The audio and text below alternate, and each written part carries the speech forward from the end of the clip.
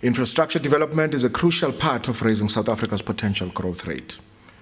A 1 percentage point increase in infrastructure investment will, by some estimates, raise long-run GDP by about 1.3% and employment by about 0.7%.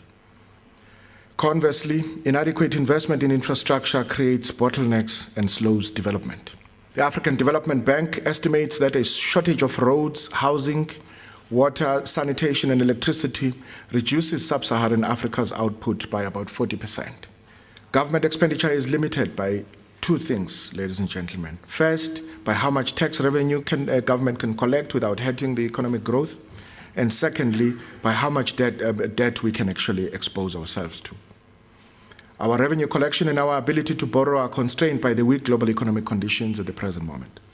This means there is limited capacity for government to pay for everything. Thus, while infrastructure projects will always rely heavily on public funding, there is a role for the private sector. So we need to think out of the box. The potential exists for equity finance, mezzanine finance, and build, operate, and transfer. Our infrastructure plan creates huge opportunities for banks to contribute to the building of our nation. Long-term profitability requires a long-term vision, and banks need to lend long-term. Let me conclude with the message that we should start a conversation between banks and government, and one of them being the one with the PICC, as Mr. Masani has correctly pointed out. The rebuilding of South Africa is an opportunity we should not allow to go to waste.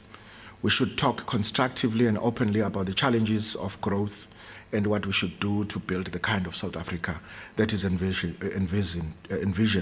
in the National Development Plan.